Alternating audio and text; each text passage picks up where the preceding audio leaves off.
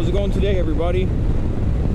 We're out on the CB1100. We haven't been out on this guy for a while here, so I thought I'd do a video on it, and this is going to be 3 things that I love about the Honda CB1100. So the first thing that I love about this bike here is, I know we talk about this a lot with Hondas, but the smoothness of this inline 4, the 1100 motor in this. This is the air-cooled one, of course, in this bike, and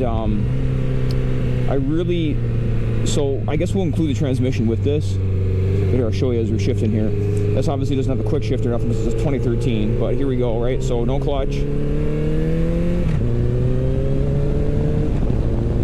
mean, you barely even have to lift off.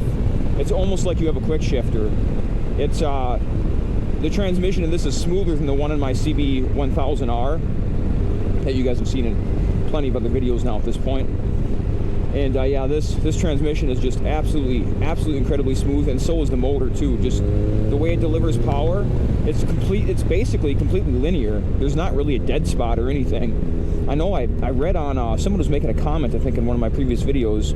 I forget his name now, but he was saying that Honda purposely made these well, maybe the earlier year models, they purposely put like a flat spot in the the rev range to kind of mimic having a carburetor on these, because obviously this is fuel injected, but they did that to mimic having a carburetor. But there's no flat spot in this, at least none that I can detect in 2013, unless the previous owner tuned that out of this, which is possible, since I believe I'm like the 3rd owner. So the first thing is the smoothness of the motor and the transmission. I guess we'll rope them in together here. All right. Yeah, I like the handling of this thing too, but that will be a different video.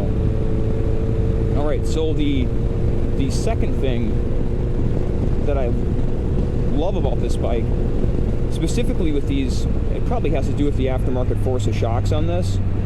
I know Force is not it's not a high-end brand or anything. It's just a, like budget aftermarket shocks, as far as I can tell, looking online.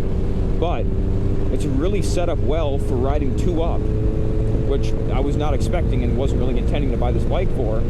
But it really works well with that, even given a few different people rides in this bike now. And it's like, okay, it's a little stiff for me just by myself, because I weigh about 185 or so.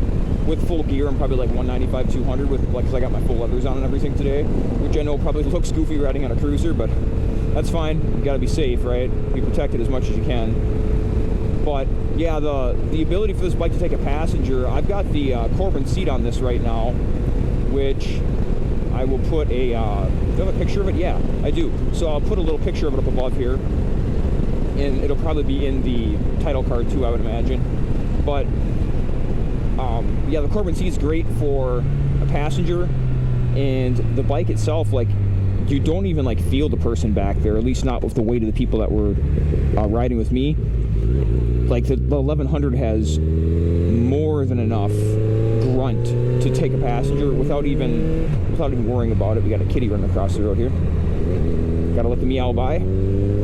So yeah, it's got more than enough power to take a passenger, and it doesn't even flinch, So that is absolutely excellent. If you're looking to take passengers with this, if you're looking for a motorcycle that you want to take passengers with, I guess is what I should say, this would be a good option for you, and a really good budget option too. If you just want to have a classic looking cruiser, you can get these for between, I would say, well, it depends on the year, $4,500 to $6,000 or so, depending on year and mileage.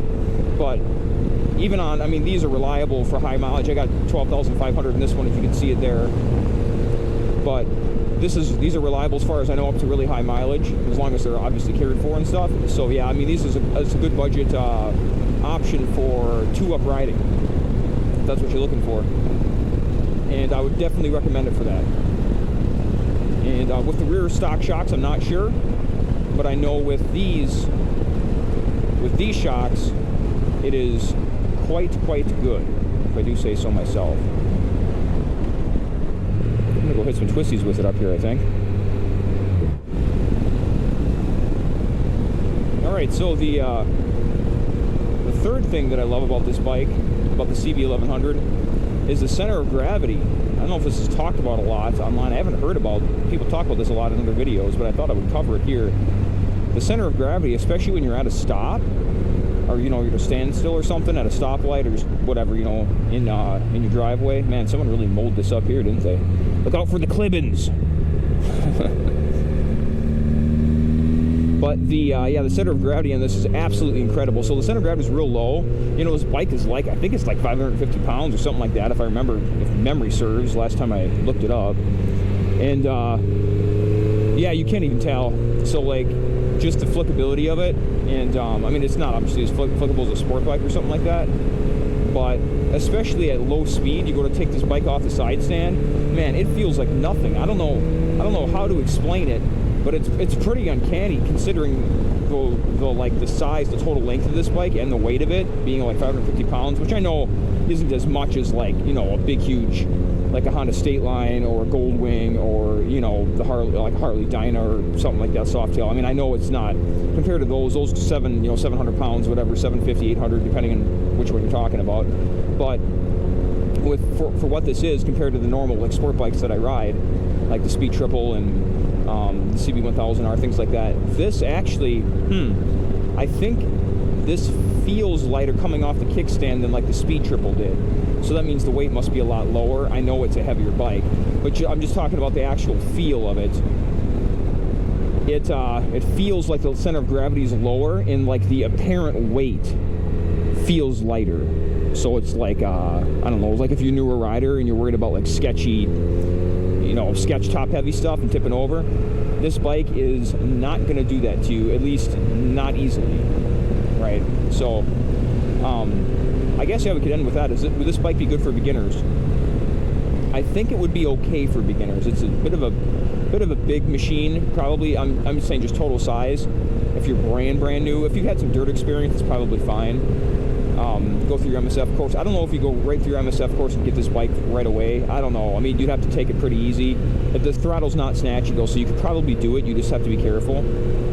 It's got like 99 horse, like 95 to 100 horse, something like that. And yeah, you could do it, but it's probably better to get something. I mean, since it is a budget option, crap on the road here. Since it is a budget option, it's, you know, it's a viable option. It's just a matter of like being okay with just the size of the motorcycle, your first bike. But otherwise, all right. So those are the three things that I love about the Honda CB1100. And yeah, the weight on it is truly, the center of gravity is truly impressive. I'm really impressed by it. So, all right, we're getting to a twisty section here, so maybe we'll make that another video. And we will see you guys in the next one. I appreciate you guys. Make sure you like and subscribe if you enjoy this content. The channel is once again growing every day, so we're doing well. And we're going to keep making videos for you guys once a week, and maybe doing some shorts here soon too. So, and I always look forward to interacting with you guys in the comments. You guys are commenting almost every day now, so, and always look forward to interacting with you guys and talking about your bikes too. All right, we'll see you guys in the next one. Bye, everybody.